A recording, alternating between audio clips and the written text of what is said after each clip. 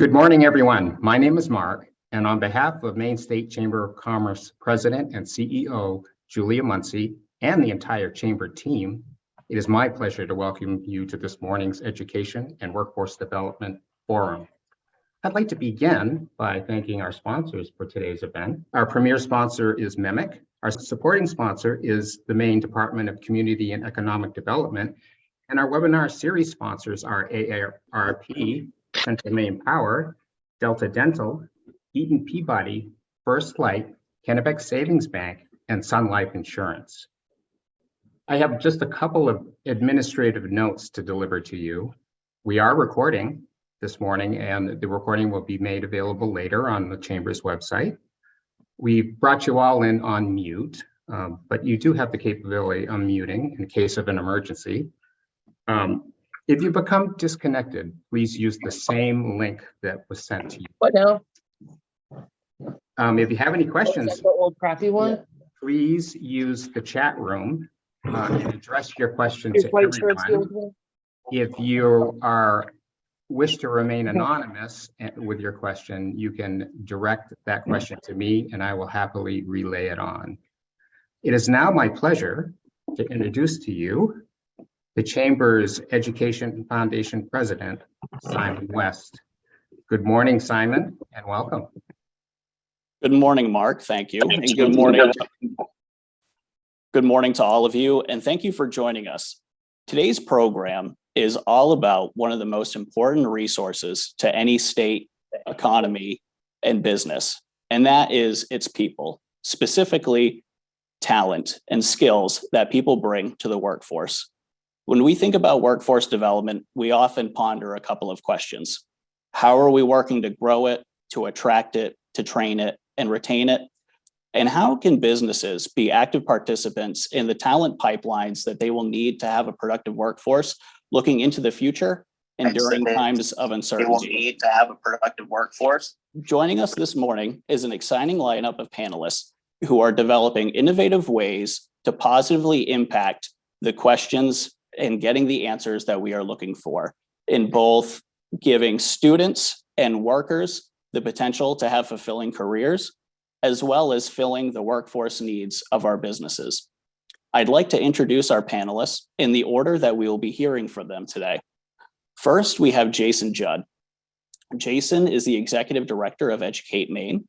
He joined Educate Maine in 2016 as the Project Login Program Director and has filled several roles in the organization before becoming the Executive Director in 2019. Jason has a master's in educational leadership and a doctorate in organizational leadership studies. He has focused his learning on how school leaders foster and support innovation. Next, we'll hear from Michael Felton. Mike began his career as an Island Institute Fellow in 2000, working with middle school students, and Mike became a school leader at Vinyl Haven School in 2005. Mike attended the University of Washington School of Law in 2009, studying education law and policy, and he is currently the superintendent for the St. George Municipal School Unit. Next, we'll hear from Charles Collins. Charlie is the Deputy Executive Director of Workforce Training for the Maine Community College System and provides management for the Harold Alphons Center for the Advancement of Maine's Workforce.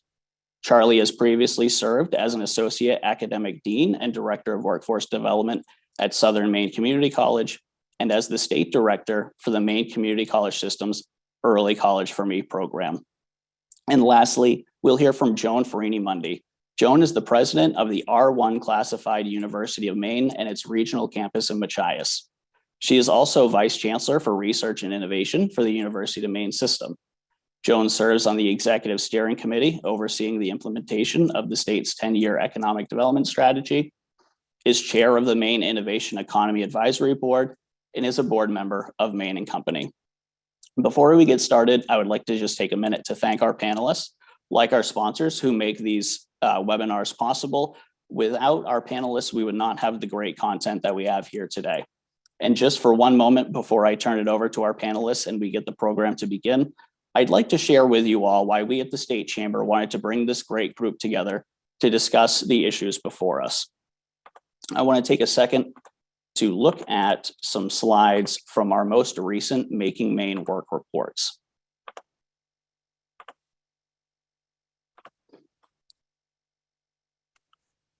For those of you who might not be familiar with Making Maine Work, it's a publication that we put together in conjunction with Educate Maine, the Maine State Chamber, and the Maine Development Foundation. It's compiled of feedback that we get from Maine businesses, and we put it together as a useful tool for policymakers. Looking at this first slide, we can see in 2010, education and workforce did not make the top 5 list of priorities for Maine businesses. By 2018, in the next Making Maine Work cycle and the next gubernatorial cycle, we can see that workforce has made the top 5 and sits at number 4, looking at availability of skilled technical workers. In 2022, we released an interim report because of some major changes in our economic landscape. And by this time, workforce has hit the top 5 twice. Number 1 priority being the availability of entry-level workers, and number 4 had popped up to number 3 as the availability of skilled technical workers. Our next slide details goals and priorities for moving Maine forward. Goal A, as a priority of Maine businesses, is implementing the existing state economic plan. For people who are familiar with the economic plan, it is so ingrained with education and workforce that it's very difficult to have a meaningful conversation about the plan without also discussing education and workforce. And immediately following, we see that goal B is to expand the Maine workforce and its capabilities at all levels. And our final slide shows that of the top priorities that Maine businesses wanted to communicate to the next governor, workforce lands on the top 10 list 3 separate times. I wanted to share this because at the State Chamber, it is very important to us to take your feedback and use it to craft policy positions and to work with creating relationships and partnerships with wonderful panelists like you have before you today to ensure that we are working to solve the issues that are before you. We take it very seriously and we thank you for your input. Without any further delay, I would like to open this up to our panelists and begin with Jason Judd.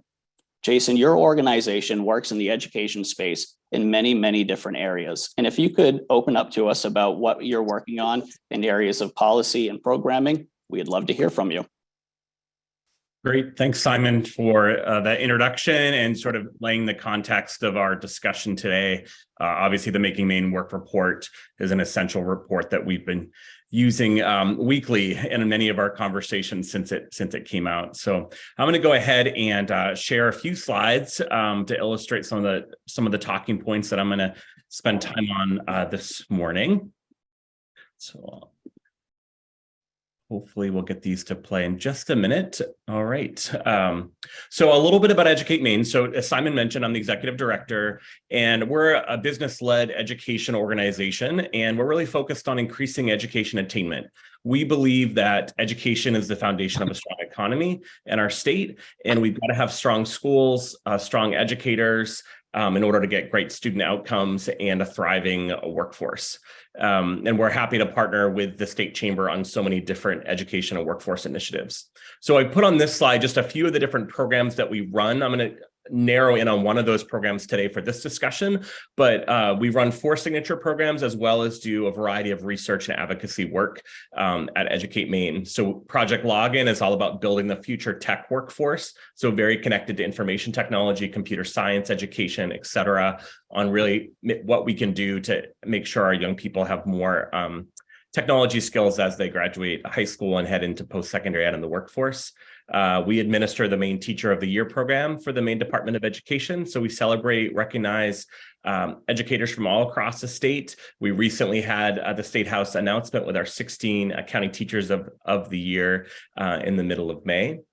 We also administer Education Leaders Experience, which is a program developed and funded by UNUM, which brings educational leaders to different parts of the state to learn about parts of the economy, as well as advocacy and policy.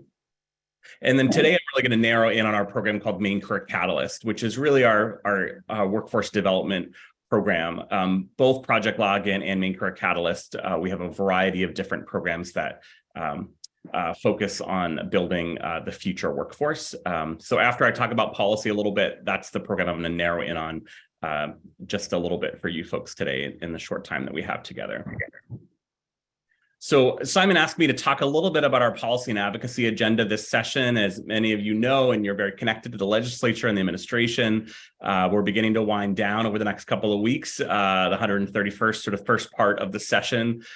Much of our advocacy work in terms of education and workforce connects to our state attainment goal, which is that we collectively, as a group of over 100 organizations, have the goal that 60% of Mainers will have a credential of value or degree by 2025. So that coalition work that we do and that goal that we have with so many education and workforce organizations really grounds much of our advocacy and policy work.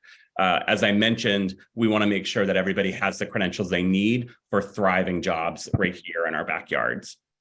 So I'm going to highlight a couple of areas that we have been working collaboratively with the Chamber on this session, as well as other folks that are certainly on this call. Obviously we talk a lot about the importance of childcare specifically, and how important supporting our childcare system is in Maine. So that's a significant area of policy for us. We are deeply worried about the early childhood educators and their working conditions, their wages, and how hard they work. And we've been working on a lot of policy this session to really stabilize the early childhood system, working very closely with President Jackson on LD 1726, which really addresses early childhood wages specifically. We know that these early childhood educators are the workforce behind the workforce, and we need to make sure we have great childcare in order to have working families participate in our economy specifically. Right now, according to Ready Nation, 24,000 Mainers are actually not in the workforce because they're caring for their children. So here are a couple of other areas, obviously in career technical education, STEM education. We've been working really hard on increasing the minimum teacher salary from $40,000 to $50,000 in Maine. We really believe that educators need to be compensated just like other professional industries. We've been having a significant shortage of educators filling some of our open roles, and part of that is due to wages specifically. So we care deeply about that. And then certainly we do a lot of work supporting our higher education partners, our adult education and workforce attraction and training partners. We believe that our investments need to be made in education and workforce development in order to have the workforce that we need to fill the open jobs that we have. We know that we have a shrinking population. We need to attract more people to Maine, and we need to make sure that people going through our higher ed systems and workforce training programs actually select Maine employers to work for. So we do a lot of advocacy to make sure that our public higher education institutions are fiscally supported. We don't provide them enough resources for the great work that they do, and they're the single most important training provider of our workforce. So this is a bit of a sampling. I think you folks know pretty well our policy and advocacy and how close we work with the Chamber on these areas. And hopefully over these next couple of weeks as the session comes to a close, we'll continue to see investments in education and workforce specifically, as well as childcare, to be able to continue to grow our workforce specifically. So now what I'm going to do is shine a light on one of our programs, which is Maine Career Catalyst. Maine Career Catalyst is all about experiential learning. It's about internships, registered apprenticeships, and registered pre-apprenticeships. So we believe experiential learning is foundational to success in the workforce. And we've been partnering with Focus Maine, as well as our higher education institutions, as well as our adult ed providers and other training providers, to increase the number of experiential learning opportunities in our state for our students. There are still too many students who want internships and apprenticeships based compared to what is available. And we're trying to even the supply and demand, if you will, in terms of experiential learning here in our state specifically. So we run a program that brings together all the interns, all the apprentices during the summer months for networking, for professional development, for recreational experiences, so that they can see we have a robust economy for them to join upon graduation of their higher education programs, as well as certainly continuing with their apprenticeship programs specifically. So we typically serve between 400 and 600 interns each summer, and then we've begun to add registered apprentices into that mix as well specifically. Free program for employers. It's supplemental to what's happening with employers directly. So the good news is you can opt in for no cost at all. Simply an email to me, jason@educatemaine.org, and I'll take care of having your students join us for some of that programming. So as I mentioned, our internship programming during the summer, all about industry exploration, skill building, panel discussions, networking, really connecting young people at various companies with one another and with other companies who might be offering full-time jobs. We know that some employers certainly hire interns, but don't always have kind of that first entry-level job for them to become full-time hires. So we help connect them with a variety of Maine employers that they might want to begin their careers with. And then we also do a lot of fun activities with them during the summer months. And this is partnering again with the higher education institutions and their internship programs. We show them the best parts of Maine, why they want to live here, why they want to join our economy, everything from kayaking to stand-up paddleboarding to baseball games to hiking, et cetera. We really make sure that especially students that are joining us just for the summer in Maine understand all the different great programs and offerings our young people have here in our state. I'm going to transition a bit. We've recently become an intermediary sponsor for apprenticeships, which is a great model that we want to continue to grow here in Maine, obviously in partnership with the Maine Department of Labor and the administration. Apprenticeships are full-time positions at employers where adults and students are able to basically get paid to be able to learn with customized training, specifically mentorship and progressive wage increases.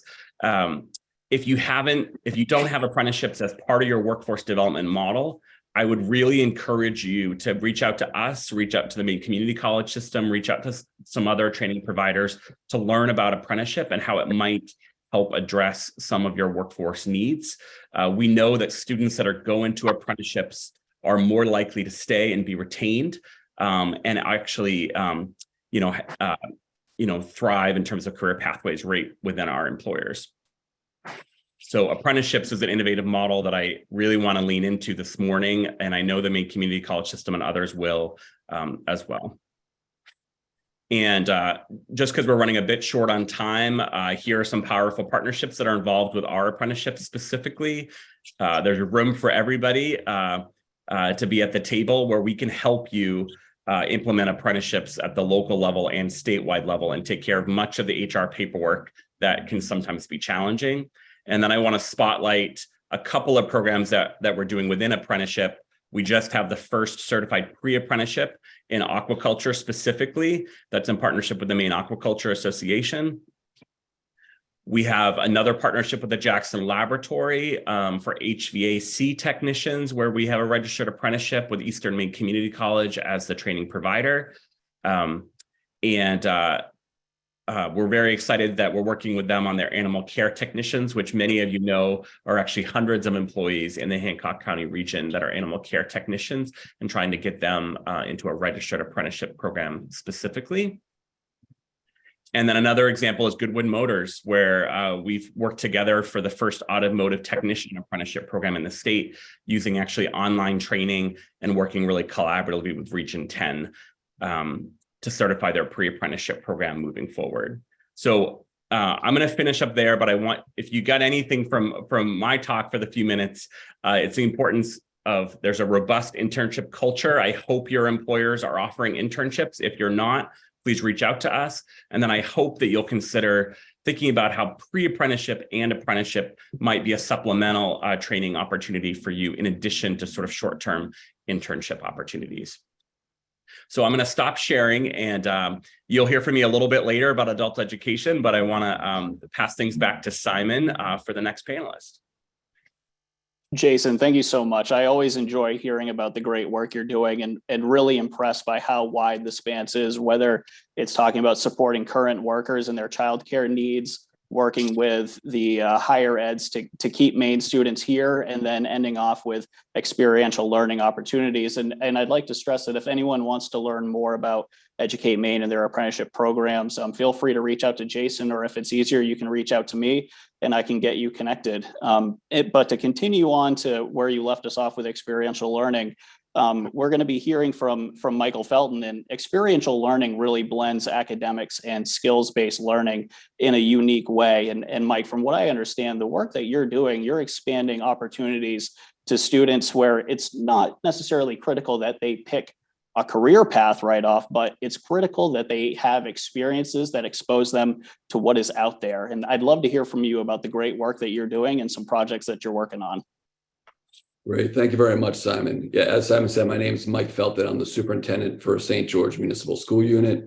And it's really an honor to be here to talk to the chamber and be part of this conversation. So I'm just going to share my slideshow with all of you. All right. So what I'm going to talk about today is our partnership with Midcoast School of Technology to create a pre-K through 12 career and technical education program. And we really believe this is not only the future of public education, but the future of workforce development. So who are we? St. George MSU is a community school district, and the heart and strength of our district is the community of St. George. Our mission is to do whatever it takes to ensure that every single student thrives and to contribute to the vitality and resiliency of our town. And that combination of being rooted in our community, a commitment to every single student, and a commitment to the long-term well-being of our town, that's the core of this entire project. So we're a small school. We're about 300 students total in our district. About 210 students attend St. George School, which is pre-K through 8. And we have another about 100 students who enjoy high school choice. And of those high school students, about 25% go to Midcoast School of Technology. We're a rural community, about 3,000 year-round residents. We're a peninsula in Midcoast, Maine. We're composed of multiple villages, the largest of which are Tennant's Harbor and Port Clyde. We're a traditional fishing community where lobstering remains a key part of the economy, the community, and the culture. So what are we trying to do? As I said, we're partnering with Midcoast School of Technology to create a pre-K through 12 CTE program, which would be the first in the state, and as far as we know, the first in the country. And as part of that, construct a CTE makerspace building next to St. George School. That building will have a shop for boat building, woodworking, and metalwork, as well as a makerspace for 3D printers, laser cutters, CNC routers, robotics, and sewing machines. And we really see that combination of traditional skills and trades with newer technologies and digital fields as sort of where the magic's going to happen. So career and technical education is about partnerships with businesses and professionals, showing students there's different pathways to get certifications and degrees, tying into what Jason was talking about, and making sure students are prepared for career and college. And I would argue that I think, for the past several decades, education is focused heavily on the college and not so much on the career. At our level, middle and elementary school, it's about hands-on, minds-on projects where students use technology to create things that matter to them, to their families, and their community. They work together to create, innovate, and solve problems. And by applying their academic skills, students understand why learning matters, and therefore they learn more. So here's just some pictures of what that looks like. So, we have students that 3D print and launch rockets. We have students doing boat building. We have students doing art projects and science projects using the laser engraver. And this will take a little time, but I'll do it as briefly as I can. But this story gets to the heart of the project. The picture in the middle is related to a student who several years ago, his mother called me when he was in 5th grade and said, Mike, I can't get my son to go to school. His name was BJ. She allowed me to share the story. So we talked for a little bit, and he had a small class, great teacher with a pretty innovative curriculum. But she said, Mike, he loves to work with his hands. He comes home and he works on his 4-wheeler, he works on his lawnmower. That's what he wants to do. So we connected him with our makerspace director, Paul Meisman. First thing he did was 3D print and assemble the parts of the V8 engine. Then Paul asked him, BJ, what do you want to do if you could do anything? And to all of our surprise, he said, I want to build an automatic cat feeder. So what you see in the middle there is the automatic cat feeder. He 3D printed the different parts of it assembled. He then programmed an Arduino, which is like a microchip that controlled that door. So when the cat put its paw in a certain place, the door would open. Now, he never used it for the cats. He put Skittles in it, uses it for himself. But when I was talking to his mother later in the year, she said she was talking to her older son and he wanted to go to Midcoast School of Technology and study diesel mechanics. She asked BJ, BJ, what do you want to do? And he paused, he says, I want to be an engineer.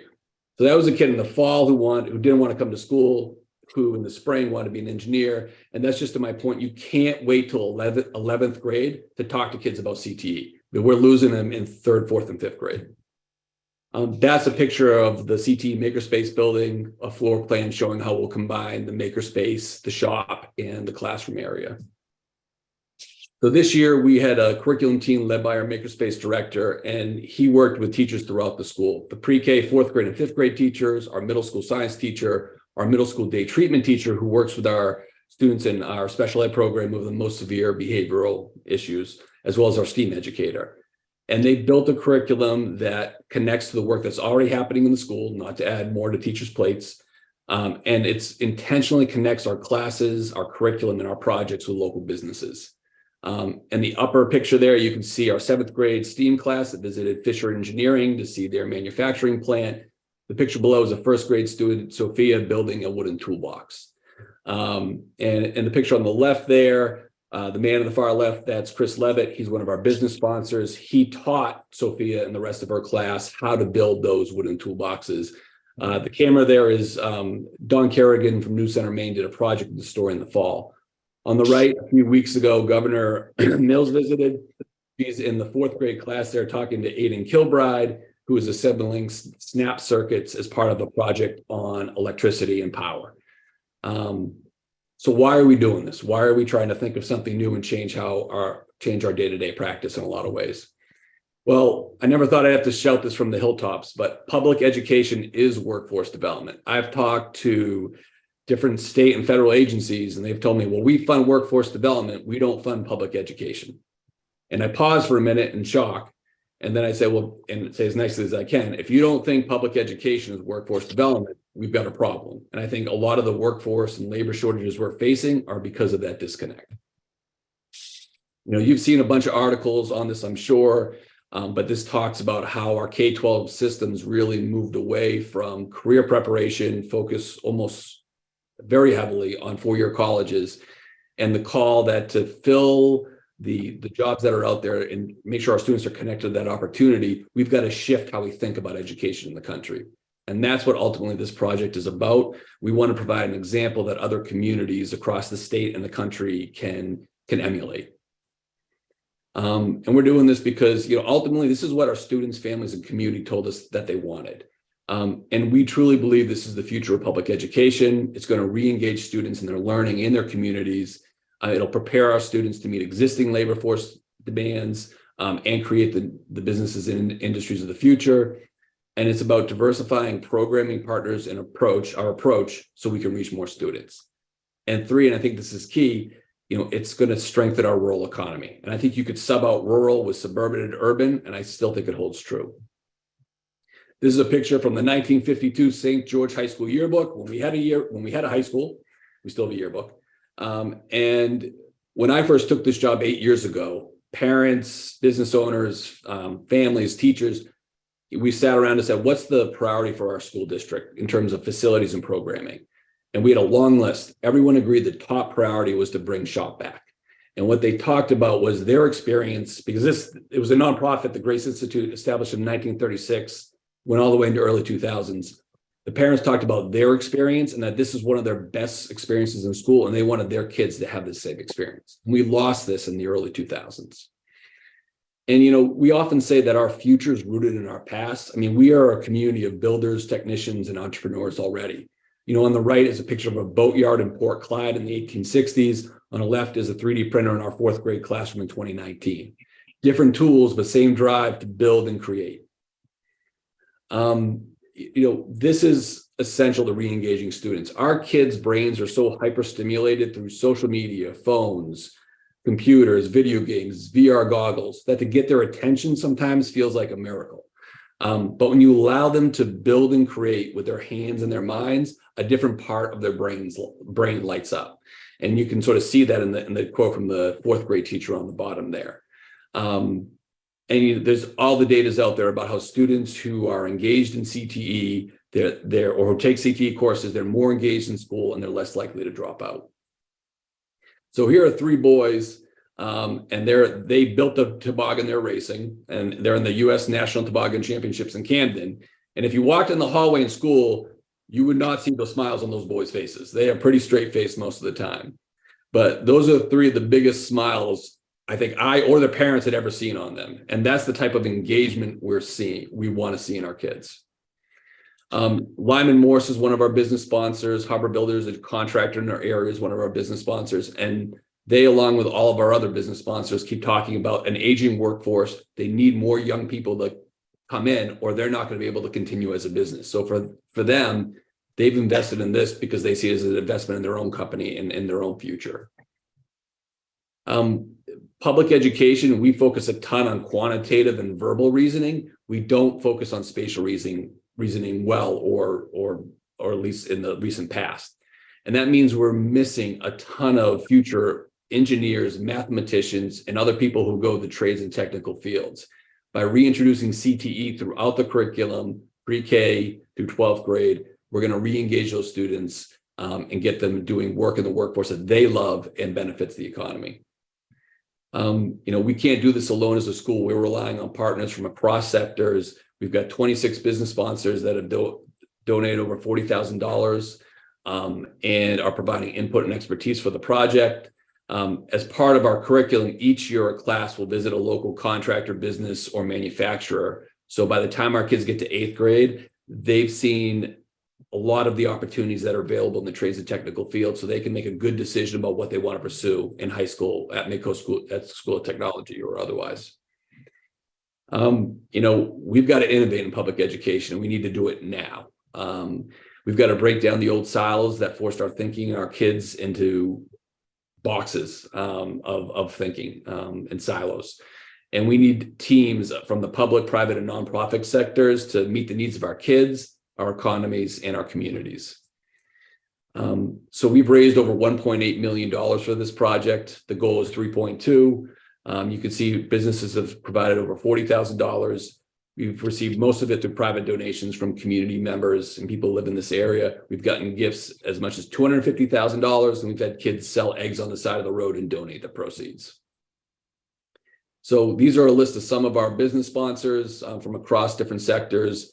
And I just encourage any business owners out there who want to be a part of this project, please let us know. We're creating a model. We're going to invite educators for other towns to come and see this space, provide training to them. We want this to spread across the state. We believe it's good for kids, it's good for business, and it's good for our communities. So that is my fast, try to get under 10-minute speech. So thank you very much. Thank you so much, Mike. Listening to how you as an administrator have taken in feedback from businesses, parents, students, and your community at large, and come up with this idea to reinvent how K-12 is looked at and turn this concept into a proof of how it works is inspiring. And I wouldn't be surprised if we have quite a few questions for you towards the end of our program. Charlie, as our next presenter and really talking about employer partnerships and insights from them on skills training. I know the community college system has done a lot of that in recent years. And if you could talk to us a bit about that and what the community college is doing to help students prepare and employers to get ready to receive them. Thank you. Great, Simon. Thank you. And hello, everybody. It's great to be here this morning. My presentation is to talk about the work that the Maine Community College System has undertaken in the last few years. Obviously, we're all familiar with our experience coming through the pandemic.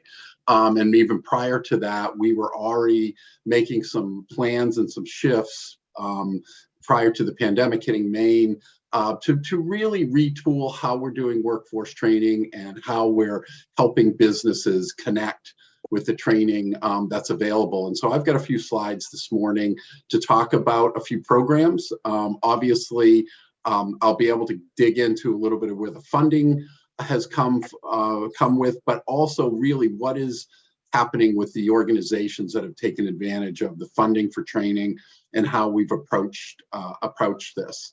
So I'll start with this, my next slide, and it really talks a little bit about our history in training. And some of you may have been familiar with the Maine Quality Centers. Since 1994, we've been working directly, the community colleges, with companies, both in terms of new companies coming into the state, setting up new jobs, and offering that training funding, as well as our expertise in supporting those companies setting up that training, as well as looking at their incumbent workers, their existing workers, and that need to upskill with them. And in our previous slides from Mike, a lot of those same companies have joined our compact. Not only are they supporting the pathway and getting young people to think about the jobs that they offer and what they do, they're also right now skilling up existing workers, which is really encouraging to see the variety and the in-depth training that companies are doing. And I don't know if there's anywhere in the state right now we really collect what the collective training effort is by private organizations, trade associations, municipal governments, and all that. We're getting a glimpse of it right now, and it's pretty amazing. It's pretty amazing what companies are investing in. So our work really comes from this idea of the employer, the college, the state, private funding, and obviously the trainee, learner, student, whatever name you want to put to that person, with the idea that we really wanted to amplify the experience we had under Maine Quality Centers, which is an existing program that still exists, and help companies understand that as tough as it might get and as small as you might get, and your budgets are really tough to think about upskilling and training, this project that we're undertaking is really about talking to these companies, the importance of it, and if you had some help, would you invest? Even if you've had slim margins that year as a small company, would you still find some dollars to put into your people? Not only are you making your company stronger, you're certainly making Maine people stronger in the skill sets that they can gain with some support from a company. So what we've done here with the funding is we've created, the Maine Community Colleges have created the Harold Alphon Center for the Advancement of Maine's Workforce, generous gift from the Harold Alphon Foundation. And that has come over the years of doing smaller pilot projects with them. And what we're into now is really an amplified version of the work in smaller sectors that we've done before. My next slide talks about the big goal. So right now we are on track to serve over 24,000 Maine people. It's a $62 million investment in terms of dollars that came through Maine Jobs and Recovery Fund from the governor's office and the foundation and another smaller foundation, the Ascendium Foundation. I'll mention a smaller grant that we're working with them as well. And we're on track to exceed this goal over the next 3 years. We're currently well over 12,000 individuals, unduplicated heads, that have taken advantage of the funding and have gotten some form of training. And so what we've needed to do and to think about is the idea that we've got a lot, especially coming out of the pandemic, we have a lot of folks rethinking the jobs or the careers they've been doing and thinking, I think I want to do something different. And we have all heard about the realignment, the resignation, however where you sit in the state, you look at it. But we know there are people trying to shift, but what's keeping them from an opening and a job opening might be skill sets or things they haven't gotten experience in before. So we've set up these entry-level pre-hire trainings at each of our 7 campuses around the state. And right now there's 178 of them that have occurred, are in process now, and some are scheduled right through the summer and the fall, and more will be coming, of short-term programs at the Maine community colleges. And these are pathways into certificate and degree programs, and obviously skills that they gain to go to work immediately. So the goal here is to really, all the efforts we're trying to do is figure out if you need the skill set to get in the job, we'll build it, but also how do you then use that for furthering your education, your training, and how do we pathway you into further education and training? The second sort of block here is what we're calling the incumbent worker training and professional development. This is allowing companies to look within their ranks and of their employees and say, how can we help upskill what we have? And what we're seeing with companies doing that is they're opening up those entry-level jobs. So when they can promote somebody, give them a skill, move them into a new area, they're then opening up other opportunities for folks to come in, again, get into some sort of training pipeline, if you will, with that organization. And these professional development opportunities come through courses, they come through customized training, either at the community college or through any other training vendor. And this is what makes this initiative interesting. The companies can choose whatever training vendor they want. And what we've got going on now is we've got over 1,000 training vendors who have signed on to the compact, and they are now in a drop-down box. So when a company comes forward to apply for training funding, we can help them, if they're not sure, align them with over 1,000 different training providers in the state. And are actually around the country, to be honest with you. Some of them are coming from around the country. So this is sort of a marketplace, if you will, for companies to say, I need this training, where can I find it? I will tell you, 95% of the companies using this program know what trainer they want. And they're often coming to us and saying, is this going to work? Can we use this company? And the answer has 100% of the time has been yes, that's going to work for you. And then the third area is the idea of some scholarships. We know that folks are familiar with the free community college going on, and there are some great aspects to that, where the last 3 graduating classes have been able to come forward, take advantage of that. But what about the folks who were outside of those high school years that don't qualify? So what we've done is we've taken some of this great money that we got and put it into scholarships, so that that working person can come forward to a community college campus, access up to 2 classes at 50% off, and either come for the first time, come back after they've left and never completed a certificate or degree with that, or just try some courses that blend with the training or the work they're doing for the company, with the goal that we encourage companies to come and support your employee with the other 50%. It's and most of them do. Most of them have some sort of benefit that allows them to do that. So this allows their budgets to go further and when they're training up their folks. And and at the bottom block here, it just talks about the industries and the sectors that we're serving that align with the governor's 10-year economic plan, and give you some examples on this slide of some of the training that's occurring right now. And this is really just a sample. If I was to give you a list of where companies are training their people, it's absolutely amazing, the variety that's happening.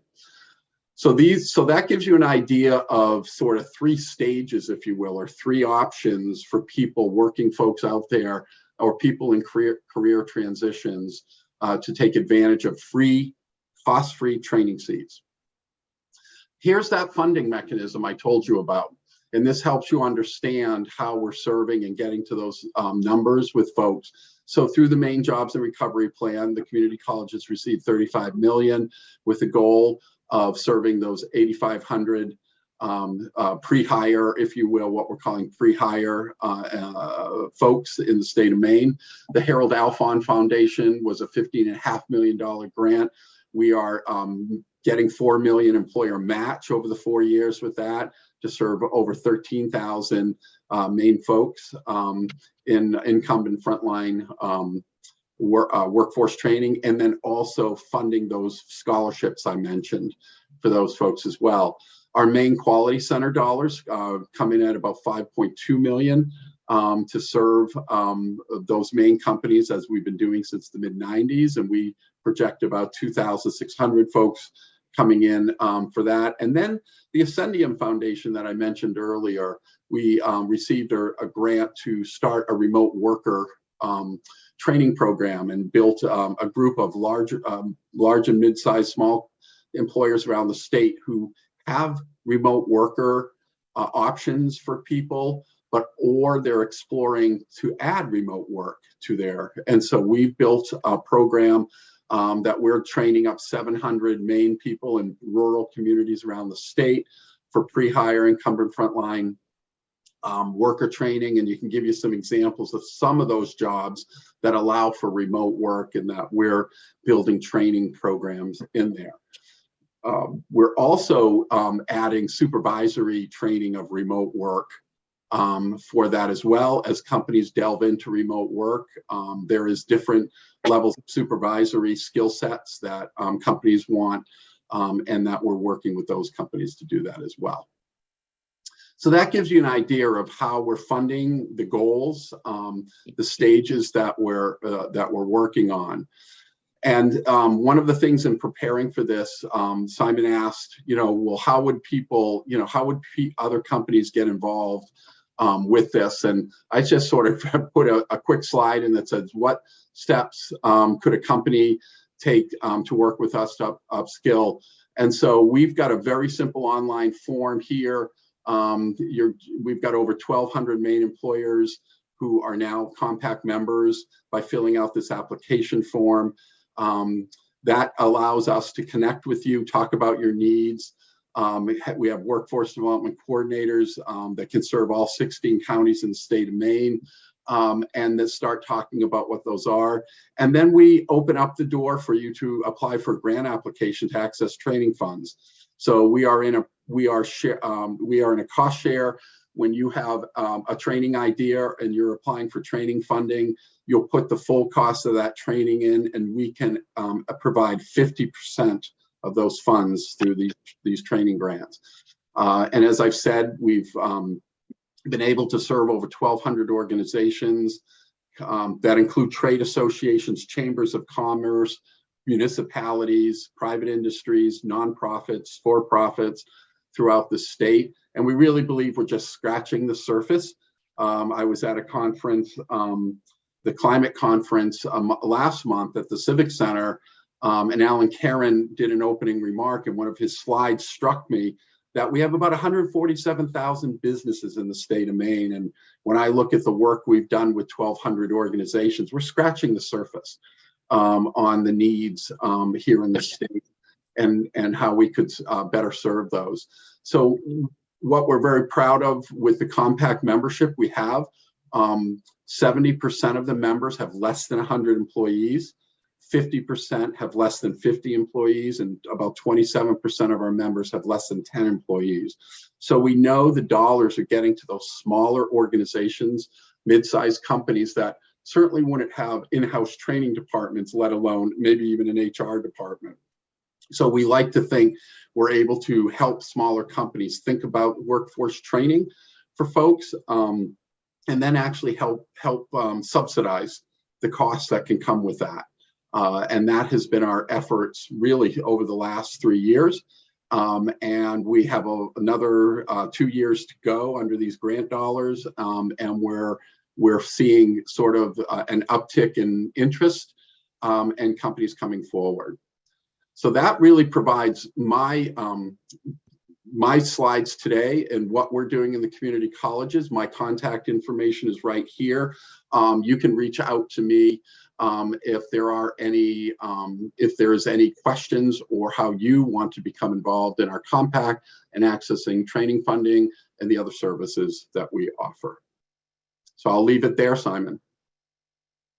Charlie, thank you so much for sharing and also for letting viewers know how to get in contact with you and how to partner with you. Hearing about what you're doing and the flexibility of career path readiness and short-term training is incredibly exciting, but I feel like it would have been a missed opportunity to not let viewers know how they can engage with you and become a part of what you're doing. So thank you so much.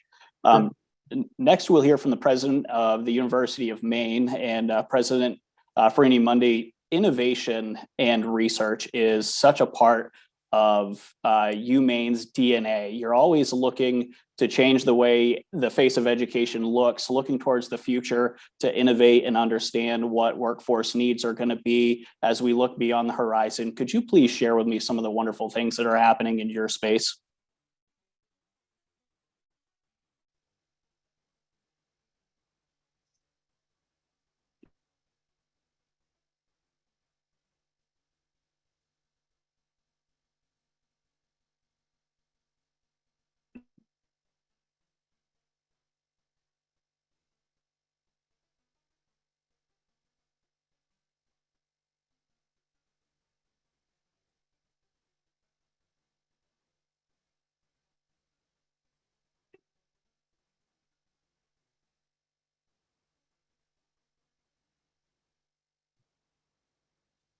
All right, looks like we might be having some network issues. Sure, and I don't know if you're able to share my slides really well into this ecosystem that's been described.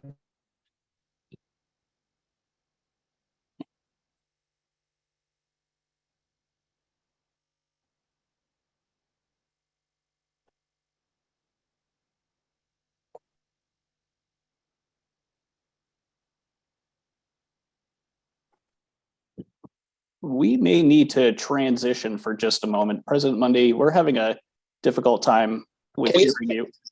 I'm sorry. Yeah. Okay, how is it now?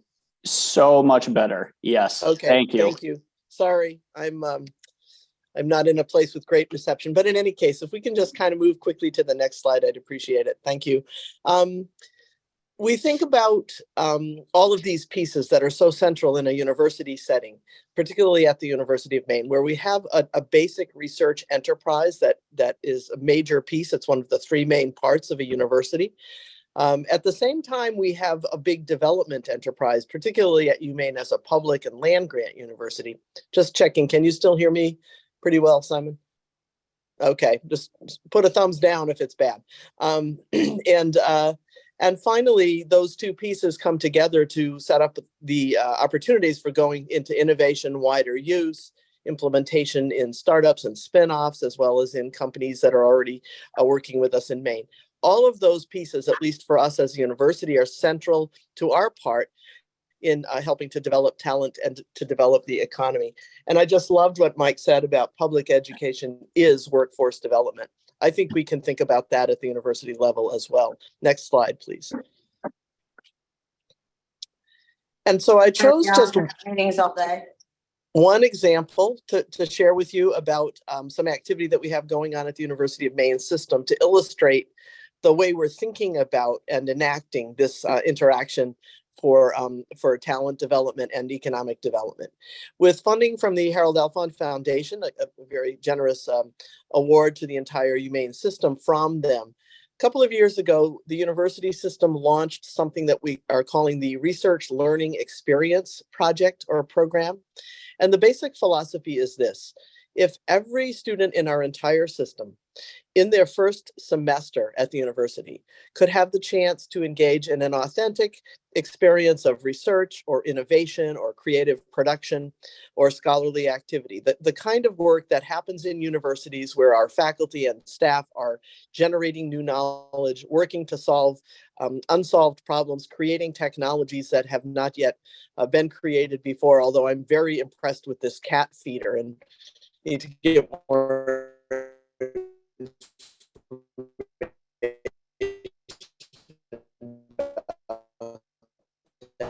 student. In any case, learning for pathways into internships and beyond. And so we're pretty excited about what we might be able to do with this. As a result, we have started a program. We're now entering the third year of the program where across the system, students are invited to participate in 1-credit courses that are offered in the first semester of their first year. And here you see just a few of the titles and examples. Our faculty are becoming very creative and trying to think about how you would engage a brand new first-year student in something like printing in 3D and exploring offshore wind or hunting for viruses, and you can see more. Thus far, we've had, in last year's cohort, we had about 450 students who participated in these across the University of Maine. This year, we'll be offering 50 sections across the entire system with sections at every campus. And the idea is that we are able to get students started in an active learning, engaged, experiential kind of setting where they're tackling something new, a set of skills that we believe is critical for their workforce engagement. So if we can go to the next slide. Please, thank you. And here's kind of the theoretical model for how this could work. And I think that this arrow, based on the conversation I've been listening to so far today, could have some input arrows, some incoming arrows from K-12, from the community college system, and from industry. But our idea is that if we start with our LEs in the first year, we then craft and design the next level after students have the basic skills of communicating, working with one another in groups to solve a problem, accessing information that they may not have, figuring out how to talk to their faculty, leaders, and the graduate students working with them. They're ready for something more advanced, and we indeed are putting together those kinds of courses, and we offer them as well at the University of Maine for the second and third year. And then by the time they are juniors and seniors or beginning graduate students, they are ready for the internships that we've been describing here already, as well as many that are coming through the University of Maine system. But it's a developmental notion, so that if we can count on, for example, a pretty strong kind of engagement, such as what we've been hearing about for K-12, for some of our incoming students, then we're able to move them along more quickly in a more advanced way to being ready to take on the kinds of real world challenges that they will face in the workplace in Maine, and have them be contributors early on as they come out of their undergraduate degrees. We are actually focused on the internship side in a couple of ways, both with Alphon funding and Maine Jobs and Recovery Plan funding. We are creating a Pathways to Careers Center at the University of Maine, and I'll find a way to get more information about all of this out to everybody. But the focus of that center is to draw on what we know to be high impact practices for internships. So in addition to having them and having great partners, we want to be sure that there are learning goals for the students within the internship. We want to be sure that the mentorship experiences are well established so the students have a network of people to connect to, processes for feedback and assessment, opportunities for students to present their work, project vetting as a means of helping to be sure that these are meaningful projects. So we're looking to really build out at the university our own understanding of what makes for an effective internship and what it takes to be ready for that, and how to partner across the state even more fully. Next slide, please. I wanted to just give one example of the kind of a collaboration that we can offer in addition to many of the types that you've been hearing about already. One of our research centers, the Advanced Manufacturing Center, which works in robotics and production in additive manufacturing, largely with metals, partnered with Polylabs, a Maine company, to develop a curriculum for specialized robotics training for undergraduate students. Polylabs works in molded polyurethane materials for defense, for medical applications, and footwear. And we partnered with Brian Doyle from the Department of Economic Development in Lewiston, working with Maine Jobs and Recovery Plan dollars to help to create an approach that could be implemented within one of our UMaine labs, where they're actually working on materials of these types, and then help to prepare the students for work in this company and perhaps others. So if we can look at the next slide. We had a nice testimonial from Sarah Morrison from Polylab, because this is a very specific kind of curriculum that's designed to be suited to the research and development assets that we have at UMaine, and indeed also to help students be ready to be leaders and innovators within a particular company or a particular sector. And we are doing a lot of this, and we envision doing more. So if we can go to the next slide. That may be it. Okay, so what I would simply say then, in conclusion, is that we are very interested in being a strong partner across the state and looking for the ways that the K through 12 preparation that is focused on experiential learning can actually feed into what we're trying to do in our own developmental approach to advancing students' experience and specializing it into areas such as the areas that are the focus of so many of our very strong labs and institutes across the university, so that as these research facilities do their day-to-day research work, they become almost an analog of teaching hospitals for the students who are working in them, to get the experience that will replicate and prepare them for taking leadership roles going forward into the workplace. And we're very excited to be a part of this ecosystem.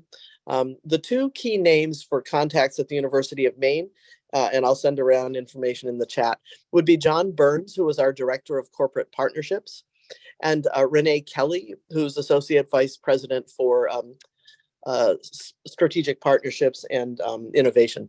These are folks who are helping to design our connections with the private sector on all of these areas, and we're very eager to work with you and to have our students in your communities similarly eager to work with our community college and K-12 partners to take a step back and figure out how we can think about this in a coherent, systemic sort of K to workplace at different levels kind of system. So thank you for the chance to speak with you all.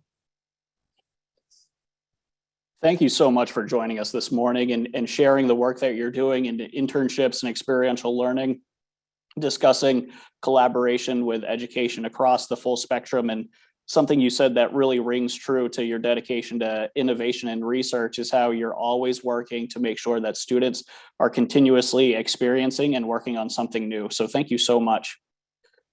Jason, if you could bookend the presentations with us and discuss with us, you alluded to it earlier, but it's really a segment of education that is incredibly important and critical to so many people throughout the state of Maine, but does not get the attention it deserves. If you could finish off with some discussion about adult education, please.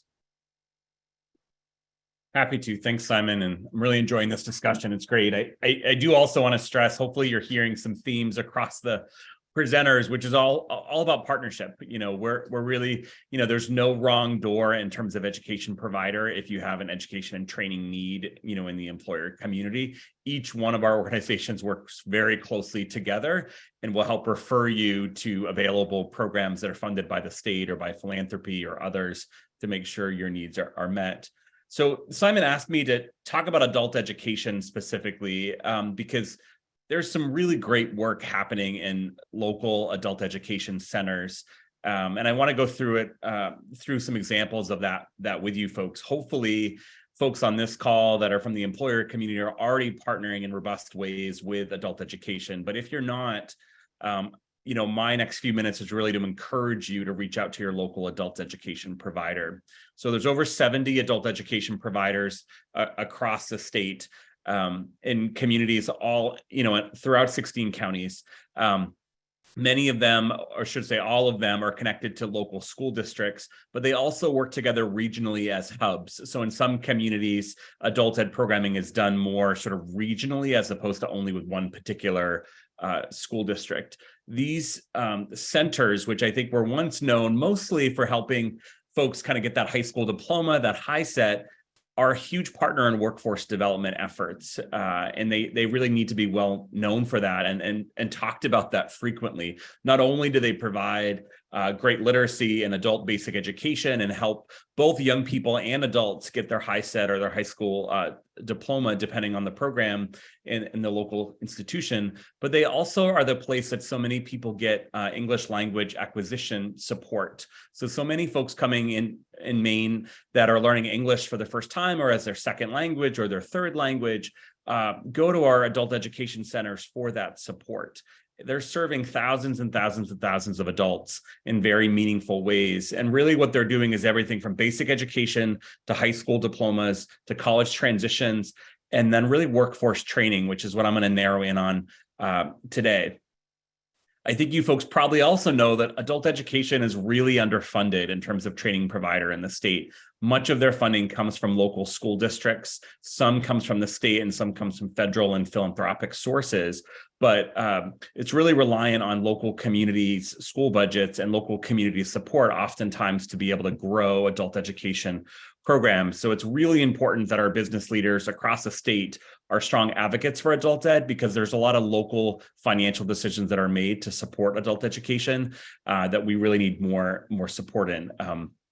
So happy to talk to you folks a bit about it. Adult education is also one of the first places where people get their first credential of value. And when I talked about the state attainment goal and 60% by 2025, adult education contributes to that state attainment goal quite significantly, because they oftentimes will offer healthcare credentials, manufacturing credentials, finance credentials, and other industry related credentials, and be that first sort of stop beyond high school for many adults. If we look at last year, 9,000 adult learners actually participated in high school completion programs, college transition programs, or workforce training programs across the state, and over 1,000 earned that high school credential in local education or local adult education centers. 1,600 folks received certifications or credentials of value across the state specifically. So they're a huge education provider. They work together very closely and often share resources across communities. And to be candid, they do much of their programming for completely free or very, very low cost for adults in the region, thanks to their support financially. So it's a great way, especially if there are financial constraints, to start off taking coursework that will then lead to community college, our public higher ed institution, our private institutions, et cetera. So it's a great set of training providers that are doing good work across the state. What I was really excited to see is, as executive director of Educate Maine, is I'm seeing a lot more employer partnerships with adult education providers. And for a whole number of reasons. Obviously, Simon talked about our workforce shortages. You folks all know about our workforce shortages in both entry level and technical, as well as in professional workers specifically. So adult education is a great partner to address some of those workforce development needs specifically. So I'm going to highlight just a couple of examples. Hopefully you've seen a bit about these in the press, but hopefully this will encourage you to consider reaching out to your local adult education provider and kind of talk to them about your workforce development concerns, your programs, and think about how you might be able to partner with them. Again, they are inclusive providers.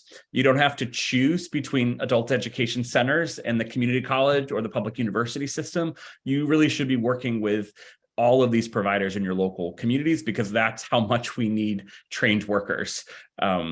And to be candid with you, there's state and federal resources going into each one of these programs. So again, as an employer, many of the things that they can offer are either at very low cost or free for workers or potential workers.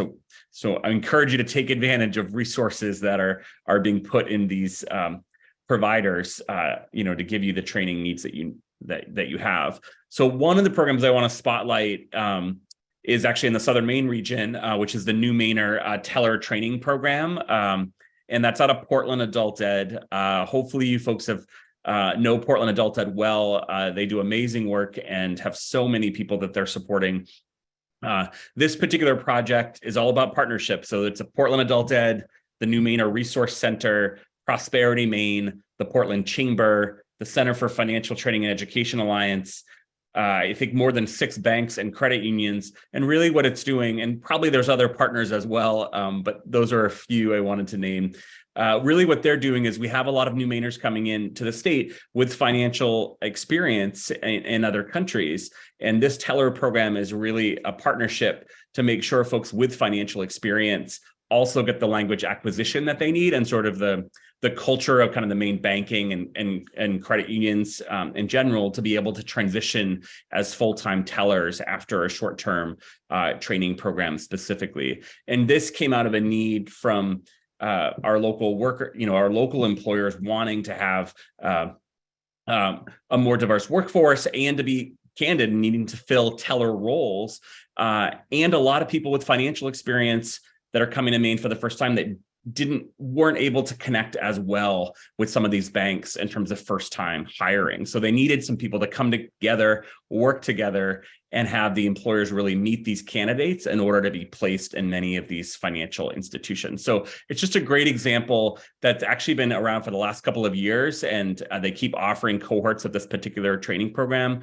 but really a good nod to the banking industry and the adult education providers and other nonprofits in the Portland region that are supporting these students with support services to basically be able to help them get the training and the job placement support that they need.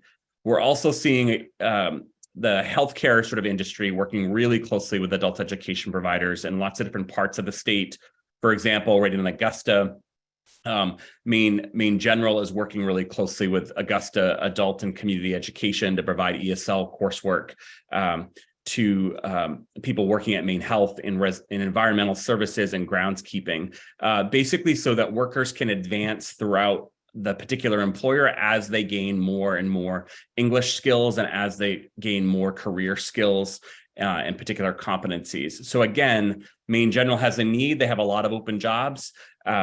They partnered with the local adult education provider and are actually have pursued some state funding or that's coming after COVID, MJRP funding, and actually have some funding moving forward to expand this particular program. So healthcare is another example where Northern Light Health, Maine General, other hospitals and healthcare providers are really partnering closely with adult education to fill those particular needs. So just wanted to spotlight a couple of examples because adult ed, we need to keep talking about them and keep raising up the success stories in that particular training provider. They're under-resourced, but they're doing amazing work and making sure adults can actually begin degree programs and good, strong positions at our employer community. So encourage you, if you go on the state website for Maine Adult Education, connected to the Department of Ed, you can see the full listing of how to get in touch with your local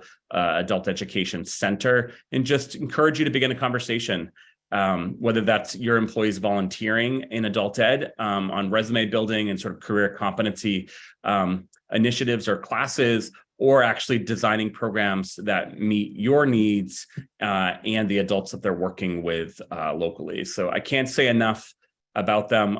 I encourage you to partner, to talk about them as a provider, and to be candid with you to support their local school funding so that we can continue to have even more folks go through adult education programs and serve even more, whether it's finishing their high school diplomas or preparing them for success in post-secondary ed or the workforce. So with that, Simon, I'm going to turn it back over to you. I think we've got plenty of time for questions for any of the panelists. Thank you so much, Jason, and highlighting how important of a piece of our education system adult education is. I just want to underline something that Jason said. This morning is all about partnerships. We've discussed how these educators and organizations are working to build the size of our workforce and also make sure that the distribution of the skills within it are matched appropriately for what industry needs are in our state. And the hope is to shift concerns around workforce from how do I fill my vacant positions to a more strategic positioning of how do I make sure my workforce is the most productive and skilled so that I can be a great competitor in my industry. And reaching out to these people to get engaged with what they're doing is really step number one of moving from position A to position B. And as Jason said, our presenters today really were giving us a lot of information, but mindful of the time. So this is a good spot. If you have a question for the group as a whole or individuals, please feel free to drop them in the chat, and Mark and I will work on bringing those questions to light so we can get some answers for you. Thank you.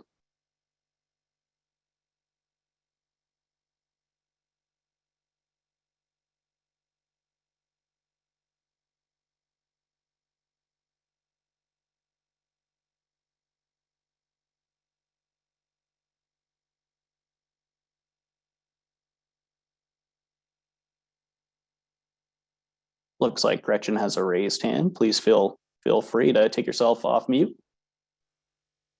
Hi, thank you. Can you hear me okay? Yes, just fine. Great. I'm interested in hearing from panelists about programs designed to prepare sort of the administrative, the behind the scenes office, the skills that aren't always taught specifically in high schools or colleges, but the office skills that are needed by almost every business in a support role.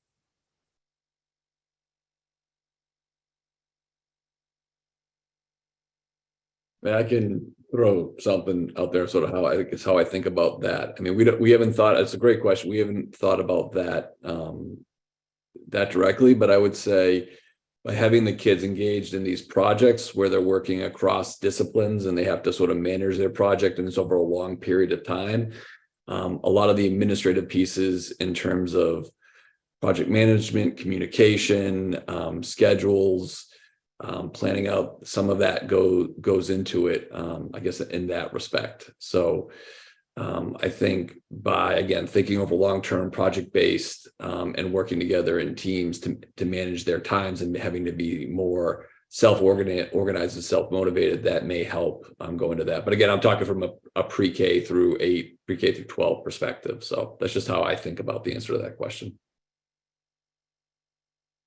Thanks very much. I can add in, which is, Gretchen, the point you bring up is why we're so passionate about experiential learning and getting both high school students and college students into workplaces earlier to kind of learn on the job some of those workplace kind of dynamics and competencies specifically. I think we need to keep doing more of that, in addition to potentially considering even more explicitly teaching some of those skills in our different training providers, which I think some of the folks on the call do that. But I would just do a big push for, we need to keep getting young people actually working with employers in the field as part of their K-12 experiences and part of their post-secondary ed experiences, if we're going to teach them those skills where they could be really successful in the office environment or related occupations. Yeah, Thank you. Thank you. And I'll just quickly add, we're seeing a lot of types of training that address that as well, that companies are paying for and putting their existing employees through it, because it's constantly upgrading, right? It's learning new stuff. And part of the message that we're talking with small companies is things are changing both in technology and other skill sets that people are using. And it's really, there's no magic time or space, or it's you've got to constantly encourage your people to keep learning and offer that opportunity to do it. Thank you all for those great responses. We've got 2 more questions. We'll start with Denise, and then after that, we'll go to Stephanie. Awesome, thank you. Gretchen's question was spot on. Some of the workforce collaborations that we're working in at Sunrise County Economic Council, when we look at the job descriptions for positions that students are interested in filling, those career readiness skills are on there, and we're trying to think of ways that we can prove that they're learning that while they're learning what they're interested in and the other types of content. And I'm very pleased to hear that it sounds like that's kind of happening across the board. My particular question, I come from a banking finance background, and now I'm heavily involved in education.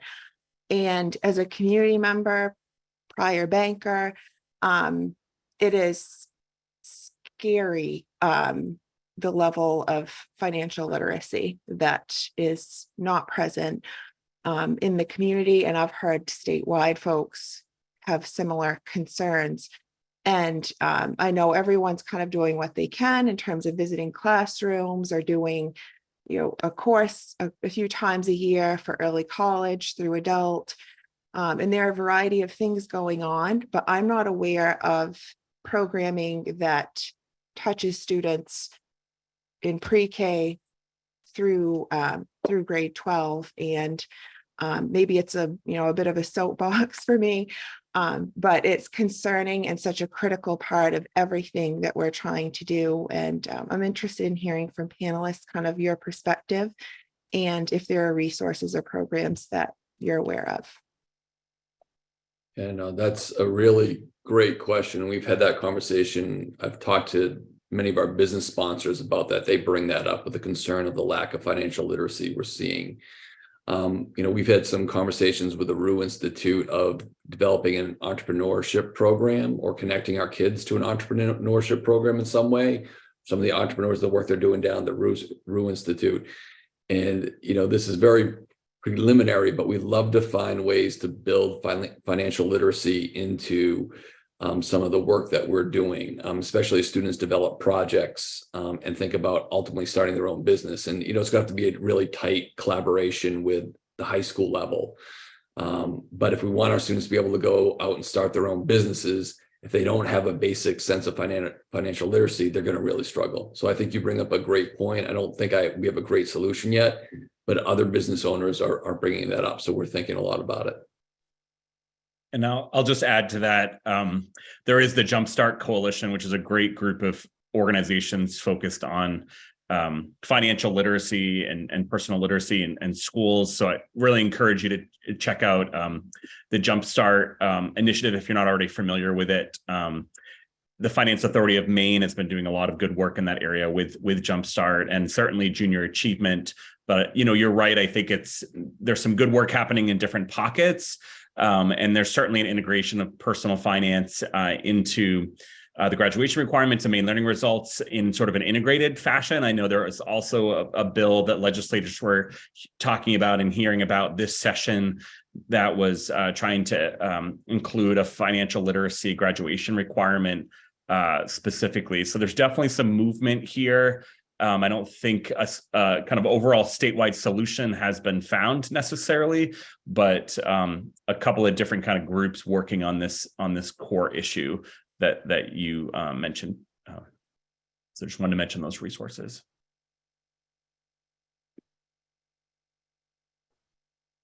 Thank you very much. It looks like Stephanie has put their hand down. So Paul, if you could please ask your question. Yeah, sure. Thanks. Great discussion here today. I think maybe Charlie and Jason, I know you've heard my stance on CTE and the importance of it. Certainly up in Aroostook County, I think it's across the state as well. But I'm really curious, Michael, how you pulled this off. Was your school district just a traditional district, and then somebody came up with this concept of why not pre-K through 12 CTE? Because I think there's been a lot of discussion about how do we reach back earlier in the education process to introduce CTE. And there's certainly a lot of challenges in high school with sending schools. It seems to be CTE is looked at as it gets in the way of core curriculum and education. I look at it as a completely different model. I think education too often gets in the way of CTE. So I commend you for what you've done down there, and wonder if you could give a little history on how you brought this to where it is today. Yeah, sure. So our district, broke away from a larger district back in 2015 to create a municipal school unit. And again, like I told the story when I was first meeting with parents and family members and community members, they talked about this nonprofit, the Grace Institute, that had been here for years, and they said they really wanted SHOP back. That they valued that, they wanted to have their kids have that experience. They also talked a lot about culinary arts and wanted their kids to have that experience. And then I think, just sort of in some ways things sort of fell together for us. So we were trying to look at SHOP, and we had a local community member come to us and said that, he wanted to help us because his son had struggled in school, and said he wanted to help fund something that had a 50-50 chance of success, something you would never do otherwise. And, you get that opportunity in public education like never. So we jumped on that, and that helped us start the makerspace, where we got some 3D printers and laser cutters. And, that was because we didn't have the space for a shop. So that's how we started to reintroduce it. And then we saw our kids and how they benefited from it and how they loved it. And, I want to be really clear. The kids who benefit from this aren't kids who just struggle in, the traditional classroom. We've got kids who, are getting excellent grades, but they're just not engaged. It's not challenged, and they're not fully engaged with it. So they benefit from it. So, we, as the Makerspace project grew, we saw like we need to do this, and that the story of the student I told you, BJ from 5th grade, like that just cemented it in our minds. Like, we've got to figure this out, and our community is behind it. Like our community, that's the beautiful part is, whether you want traditional shop back or whether you believe that digital technologies and 3D printing is the key to the economy of the future, like everybody supports this. Like when we talk to our select board, when we give presentations, most people's reaction is like, yeah, of course you want to do that. And I think, a key has been involving, we've had teachers who are early adopters of the Makerspace, and they got involved, and they're helping with the curriculum, and they're helping convince, and help other educators see that, you can incorporate this into what you're already doing. Like that example I gave of the first grade class building the toolboxes, that teacher has done that for years, that type of project where they build something. We had a donor who donated like small hammers, real hammers, and screwdrivers, so they could actually, each have their own hammer and tool set and do it. The contractor was a part of that, Chris Levitt. And then this became a focus and a commitment, and project-based learning has always been really key to our school. So it sort of fit our DNA. So it sort of fit the DNA of our school and our community. And I would just say the timing in the state and the nation is right for this. Like, people are realizing every day, everything from, I can't get my car into the shop for 6 months. My house isn't going to get finished for 3 years because I can't get a builder. There's no plumber I can reach. To companies like Blue Shift down in Brunswick who can't find people to work on the rockets they're building. So I think all of these have come together, and we were just fortunate that we had some foundation built for us, so we could sort of get out in front of it. And we want this to be a model for the rest of the state and the country. But it's really, at the heart of it is for our community. And I'll tell you, I believe you got to run a public school like a nonprofit. So we've spent a ton of time talking about our mission, our vision, our goals, communication. So it's been a lift, but the heart's been there in the community, and the awareness has been there beyond. Yeah, and you made an important point about children or kids becoming disengaged. That's so important to really find a way to hook them and show them that education is a cool thing. It's a hands-on thing. It's something that it's worth waking up and getting to school. So again, congratulations on what you did there. Thank you. Thank you very much. We have time for one more question, and we do have one more question. I just want to say, if anybody wants to look more into financial literacy, Michelle Anderson from Junior Achievement has offered to be a resource in that space. But I want to be able to give a second for Stephanie to ask her question, and then I think that will wrap us up for this morning. Thanks, Simon. I had more of a comment. I wanted to mention, as Denise from Sunrise County mentioned, there are areas of overload. I mean, the fact that financial literacy is still something that it's hard to have the time and the resources to really do. And so it opens opportunities for the work like Renee Kelly is doing with innovative PPPs, public-private partnerships. I just wanted to mention, we at IntWork specifically, we're a for-profit company that works with foreign trained companies, foreign trained candidates, matching them with companies. And we've done some robust cross referrals with UMaine, sending them foreign trained engineers we find who need additional training, getting them on path for licensure. And then also SMCC, interesting story is a foreign trained architect who had been working in a factory for 5 years, was connected with me through a professor at SMCC. And we were able to get him an internship and then get him into an employment where it went from below 8K below median salary to 2K above. So a huge turnaround. Those are the types of things that keep people in the state. So I think the more we can find innovations in these types of PPPs, the better. And thank you all for the work you're doing. Great work at Educate Maine and Community College and all about. Thank you so much. It looks like we have reached the conclusion of today's webinar on education and workforce. I hope that you all took something away from this, and I hope that it has brought you a sense of, if you're looking for solutions on how to increase your workforce, on how to develop the skills of your workforce, and how to get connected with the educators and the organizations that can help you do so. We've brought an open doorway for you to do that. Thank you to our sponsors again who have made this possible. Thank you to our panelists for the fantastic content that you bring. And thank you all for being with us this morning. I hope you have a wonderful day. And this concludes our program. Thank you so much.